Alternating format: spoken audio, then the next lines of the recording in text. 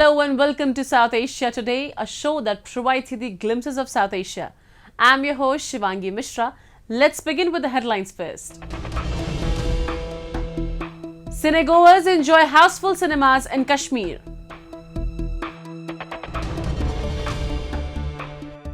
Protests erupt in POK as Pakistan government ends electricity subsidies. And people in Bongaigaon region of Assam celebrate Kamatapura festival. Let's begin the show. Azadi Freedom.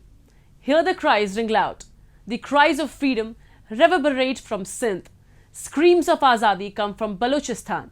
Armed struggle has already begun from Khyber Pakhtunkhwa.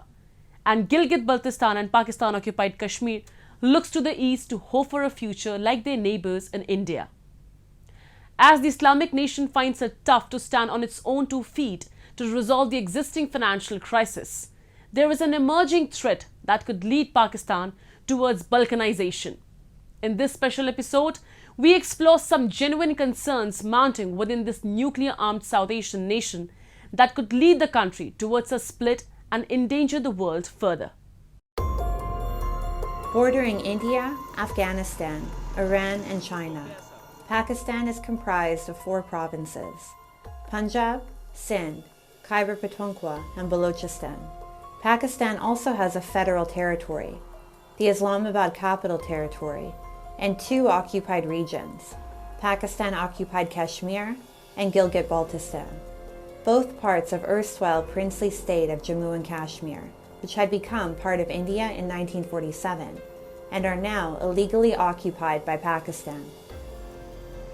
All these provinces and territories of Pakistan have diverse cultures, languages, and ethnicities. Unfortunately, Pakistan has failed to keep them united. The Punjabis, who are arguably the most prosperous of Pakistan's ethnic groups, hold all major posts within the government, the army, and the judiciary. They have been lucky to avoid many of the crises plaguing the rest of the country. These crises, which continue to persist, have fueled sectarian and separatist violence. Pakistanis have largely lost faith in the coalition government headed by Prime Minister Shehbaz Sharif, having failed to carry out any of the much-needed economic reforms in the country. People are not happy with the Pakistan government or Pakistan system or whatever army is doing, whatever judiciary is doing. They are totally not happy and they are looking for such movements that can come up and lead them. Balochistan, the largest of Pakistan's 4 provinces, has rich mineral reserves including gold, copper, black pearl, oil, and valuable stones. Despite its vast resources, however, the people here live in immense poverty. The indigenous Baloch population call Pakistan an occupier, as the region was sovereign before it was forcefully annexed on March 28, 1948. The ongoing separatist movement in Balochistan has led to an increase in cases of enforced disappearances, extrajudicial killings, and tortures. The educated Baloch youth and intellectuals remain the first targets of Pakistani security forces. The Baloch are living as a minority on their own land and continue to face persecution at the hands of the Pakistan Army and spy agency, the ISI. With Pakistan's financial crisis owing to rising debt and dwindling foreign exchange, the Balochist situation has become even more dire. The separatist movement in Balochistan has intensified and opposition against Pakistan and its ally China has risen. There are a lot of protests from the people who are there on the ground, that they are protesting for their basic fundamental rights, for their economic rights, for their water rights, for their sea rights. The pro-independence movement in Pakistan's Sindh province is also escalating. In 1972, Sindhi political leader GM Syed, proposed the formation of an independent nation for the Sindhis under the name Sindhu Desh. The movement for Sindhi language and identity led by Syed drew inspiration from the Bengali language movement. Today, several pro-independence organizations like GA Sindh Qawmi Mahaz, World Sindhi Congress, and GA Sindh Freedom Movement have gained a wider support base within Sindh and international platforms. The Sindhis, who can trace their roots to the ancient Indus Valley civilization, have realized that remaining integrated with Pakistan, their future will be uncertain and under threat, and thus voices for a separate state have gathered steam. Facing discrimination, extreme poverty, and loss of their Sindhi culture and language, the people in this part of Pakistan are determined to fight for their right for freedom. Cinema, a potent medium for exchanging ideas, reflects changes in societal values. Beyond providing entertainment, it inspires young people to pursue their dreams and hopes until they come true. The administration in Kashmir has taken several initiatives to promote movie culture in the valley, and in return, enthusiastic cinegoers are giving impressive response to them. Take a look. Waiting for an advance booking, these cine lovers standing at the ticket counter of Srinagar's Inox multiplex are keen to get information about the next seat availability. Huge crowd has thronged to the city's only multiplex, which has created an entertainment drive in the valley. As Kashmir is again opening up to films, ticket sales do reflect a valley eager to return to cinemas. Enthusiastic moviegoers are happy to watch their favorite actors on the big screen in their hometown. First time हमारा यहाँ पे experience रहा तो बहुत ही अच्छा रहा और पिछले 3-4 दिनों से हम बुकिंग कर रहे हैं तो लेकिन बुकिंग नहीं हो रही है. हाउसफुल सभी शो जा रहे हैं और कैसे भी करके हमने आज अपनी टिकट एट द एंड निकाल ही दी. तो फर्स्ट टाइम यहाँ पे 32 साल बाद यहाँ पे सिनेमा यहाँ पे ओपन हुआ है तो बहुत ही अच्छा लगा और लोगों को यूथ को ज़रूरत थी इसके लिए. With the coming up of the multiplex in Srinagar, Kashmiris are getting a chance to experience the magic of giant movie screenings in darkened halls after more than 3 decades. Bringing back old memories of crowded cinemas in Kashmir, completely packed shows in the multiplex are now leading the way for socio-economic revolution in the valley. आज मैं देख रहा हूँ यहाँ पे 2-3 दिनों से बहुत ही मतलब टिकट नहीं मिल रही है यहाँ पे. हाँ हाउसफुल है यहाँ पे. इवन 1-2 दिन पहले ही कुछ न्यूज़ चैनल पे देखा था मैंने कि हाउसफुल का बोर्ड लगा था यहाँ पे. तो बहुत ही खुशी हुई कि डे बाई डे के सिनेमा यहाँ पे भी ग्रो अप हो रहा है. मतलब कश्मीर में भी ग्रो अप हो रहा है. Located in Shivpora locality of Srinagar, the Inox multiplex was inaugurated by the Kashmir administration on September 20th last year. The 520-seat multiplex is owned by a Srinagar-based Kashmiri Pandits family. It took them nearly 5 years to get the multiplex built. It consists of 3 movie theatres and a food court which promotes local cuisine. To highlight Kashmir's art and design, a Kashmiri wood, Khatam Band, is also used in the lobbies, giving it a Kashmiri cultural look. Provided with several facilities along with central heating system, the multiplex is always geared up for coldest weather conditions and it has brought cheers to cinema lovers.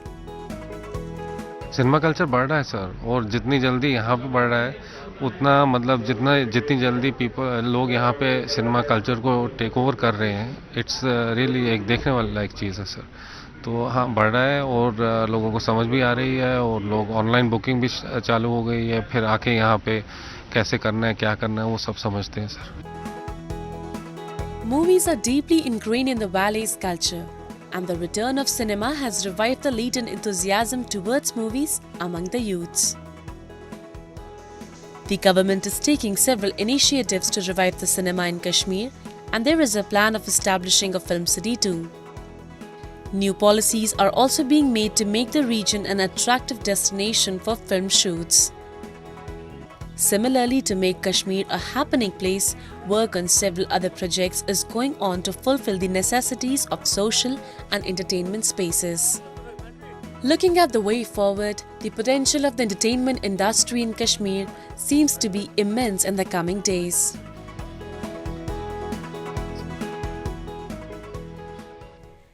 Now we take a look at a few happenings in Asia in a segment called Asia Watch.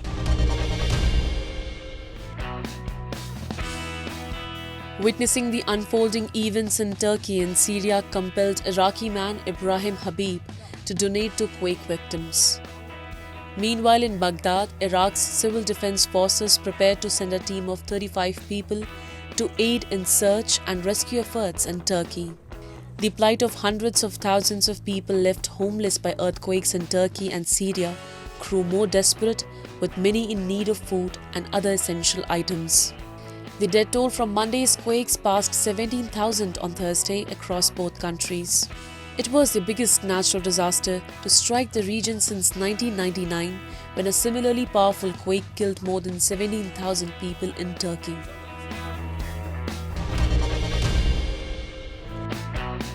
Madame Tussauds New York has revealed a new Rihanna wax figure ahead of a Super Bowl performance. The figure is dressed in a 2018 Met Ball look and features LED lights. The ensemble is topped off with the diamond-encrusted nails, large rings, diamond anklets, and her tattoos. Visitors will find Rihanna's likeness in the attraction's Glow Gala room. Later this year, another figure will be unveiled at Madame Tussauds Orlando that will feature Rihanna's halftime performance outfit from the Super Bowl. It took approximately 6 months for a team of artists in London to complete the statue.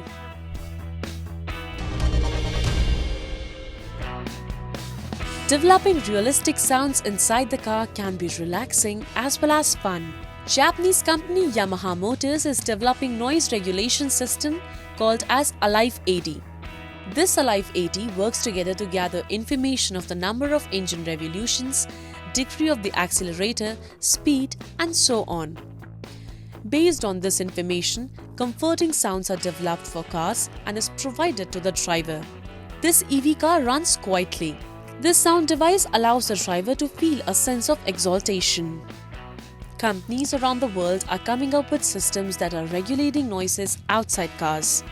Under these conditions, Yamaha's invention is expected to spread globally.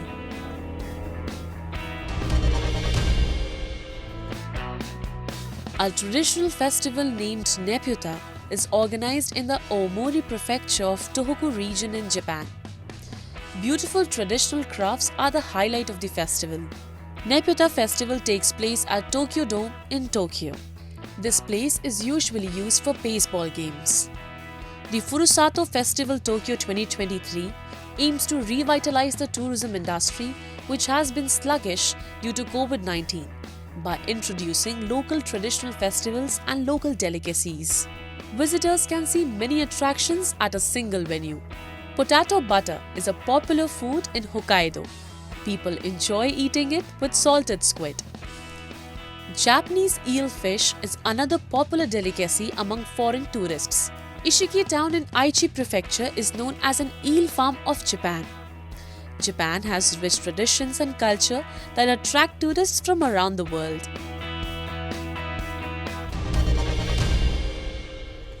Moving on. Almost every region in Pakistan-occupied Kashmir is in the grip of anti-Pakistan protests. While some areas have been rocked by anti-inflation protests, others have taken to the streets for not receiving their fair share of rights. Residents in the occupied regions have often accused the establishment of meting out second-class citizen treatment to the people. Well, the accusations are not just unsubstantiated. The government's own policies corroborate the charges of discrimination leveled against them. One such example is the government's recent decision to discontinue providing electricity subsidies to the people of POK. The illegally occupied region of Pakistan-occupied Kashmir has plunged into darkness thanks to the government's decision to end electricity subsidies. People who were already deprived of nearly all welfare schemes have now been thrown under the bus under the pretext of measures being taken to rein in the compounding economic crisis. People in Pakistan-occupied Kashmir were already out on the streets against the exorbitant prices of wheat flour, and now they have been dealt another major blow in the form of electricity subsidy cuts. Kashmir-based activists have lambasted the Pakistani government, saying it was mandated by the United Nations to provide subsidies on at least 52 items and services, but the government was systematically taking those rights away from the people of Pakistan-occupied Kashmir. Pakistani Prime Minister Shehbaz Sharif has taken a unilateral decision to cancel the subsidy on electricity that was given to Pakistani occupied Jammu Kashmir, and this subsidy is not a charity. There are 52 items on which the United Nations has directed Pakistan to give Pakistani occupied Jammu Kashmir a subsidy. One after the other they are cancelling those subsidies unilaterally without even discussing it with the POJK government.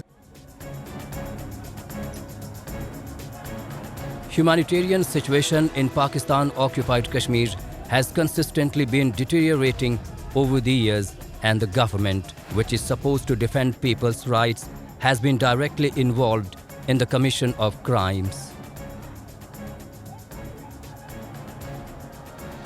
Kashmiris say the government of Pakistan, which had failed on every front, was trying to make up for its irrational decisions by plundering the resources of the people of occupied POK. While unemployment and inflation are out of control, they say the federal government of Pakistan was involved in devising a plan to further marginalize the people of occupied regions. The natural resources are plundering by the Pakistani authorities, and people have no food, people have no basic necessities, and unemployment is, you can say, to everywhere. Above the 80% people are unemployed, so the people are helpless. They have no any support from anywhere. So that's why people feel isolation and deprived. People in Pakistan-occupied Kashmir do not enjoy freedom or rights at par with those living in parts of Pakistan, or to say it specifically, the people of Punjab, the favored and pampered province of Pakistan. People have tried to raise their issues on several occasions, but their voices of dissent or demand never make it to prime-time television or newspaper columns. The activists too are regularly intimidated. There were occasions when they were also arrested on trumped-up charges and made to stay in jail for months or years. Pakistan-occupied Kashmir is one of the most neglected and underdeveloped regions, and there are high chances that it will remain so, for the government has not shown any intent to change its position towards the people of the region. The Koch Rajbanshi tribes are usually found in the northeastern region of India and parts of Nepal. Literally translating to royal ascendants, the tribe has a rich history of agriculture, dance, culture, language and medical practices. In order to promote the culture of the tribe, the first Kamatapur festival was organized in Bongaigaon region of Assam. Take a look. Tribes are the ancestral residents of the forest. India is home to a number of tribal communities who are also referred as Adivasis and follow their own set of rituals and lifestyle. The Koch Rajbanshi or Rajbanshi tribe are a tribal group found in parts of Lower Assam, Bengal, eastern Bihar and the Tarai region of Nepal. They are related to the Koch community found in Meghalaya. Recently, the first Kamatapur festival was organized by the Kamatapur Autonomous Council and the Assam government to showcase the rich cultural heritage of the Rajbanshi community. Kamtapur festival बोल के हम लोग festival किया है। तो ये festival हम लोग कमतापुरवासी राइज के लिए, तो इसमें हम लोग का सभी जनगोष्ठी का ही जितना हम लोग का ट्रेडिशनल चीज़ है, डांस है, ट्रेडिशनल का जो मतलब खाने का चीज़ है, ऐसे बहुत कल्चर जितना है सब कुछ हम लोग को यहाँ पे दिखाई देगा। ये फेस्टिवल हम लोग जो कुछ राजवंशी का वीर था, जो अभी भी मतलब हम लोग अमर बोल के ही बोलती हूँ, जो वीर विश्व महावीर शिलाराय है, तो विश्व महावीर शिलाराय की 5/13 जो जन्म दिवस था, उसी जन्म दिवस से ही हम लोग 5 तारीख से शुरू किया है। तो जन्म दिवस की जन्म दिवस के लेके हम लोग मतलब 7 दिन के लिए हम लोग ये कमतापुर फेस्टिवल की शुरू किया। The Kamatapur Autonomous Council was created in the year 2020 for the socio-economic development and rights of Koch Rajbanshi community. The first ever festival was organized at Devangaon at the foothills of Nakati in the Bongaigaon district of Assam. The occasion also coincided with the 513th birth anniversary of Veer Cheralai, which is celebrated as a public holiday in Assam. The festival was not only attended by people of Rajbanshi community, but from delegates from neighboring countries as well. Rajvanshi का cultural का विषय में जैसा song का language का उत्थान करना, develop करना और कल्चर का विकास करना, इसी में अभी इसी अभियान में हम अभी तक लग रहा हूँ। इसी वजह से जब हम फेसबुक में व्हाट्सएप में देखे ये फेस्टिवल का पोस्ट जब ये बन रहा था, उसी वक्त हम देखें, उसको देख के वो एक्टिविटीज़ को देख के हमको मन में कुछ लगा कि हम जाकर वहाँ पर कुछ सीखे, कुछ जाने और अपना नेपाल में आकर भी भविष्य में कुछ कर सके हम लोग भी। The highlight of the festival was the mesmerizing tribal dance performances, which were a treat to the eye. Decked up in traditional attires, these dancers performed various kinds of tribal dances on regional tunes. Pritam Koch, Cultural Secretary of the Kamatapur Autonomous Council, gave a singing performance which was thoroughly enjoyed by the audience.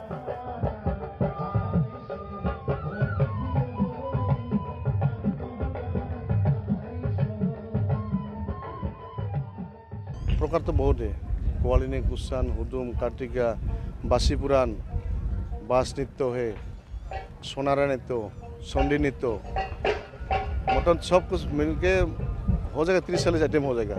अभी जो मैंने performance किया इधर वो है हमारा कुसान नृत्य। कुसान नृत्य एक रामायण कथा है, रामायण के ऊपर होता है कुसान नृत्य। लोभ कुश के बारे में ये गाना होता है। कुशों के नाम से ये नृत्य का नाम रख दिया कुसान नृत्य। Apart from showcasing the culture and lifestyle of the Rajbanshi community, the 7-day festival had a number of recreational activities for its visitors. A number of stalls were set up in the premises where handicraft and handloom items were available. Authorities also displayed huts, clothes, musical instruments and other items in order to recreate the scene of Rajbanshi village. A food court was also set up where traditional Rajbanshi food items were relished by visitors at different stalls. Youngsters also enjoyed different kinds of activities and adventure sports. Autonomous council का जो इलाका है, यहाँ ज़्यादा लोग हैं, विभिन्न जनगोष्ठी, विभिन्न भाषा भाषी, बहुत से सारा लोग हैं। ये लोग को सबको यहाँ जो इंडिजिनियस जो ट्राइबल है, जो इंडिजिनियस जो पीपुल है, उसके बारे में यह जो संस्कृति, यहाँ जो परंपरा, वो यह प्रदर्शन हो रहा है। और असम सरकार और कमतापुर ऑटोनॉमस काउंसिल मिलकर के शिलाराय दिवस उद्यापन करते हैं। It is through festivals like these that culture and lifestyle of different ethnic groups in India is now being celebrated by masses and is getting recognition.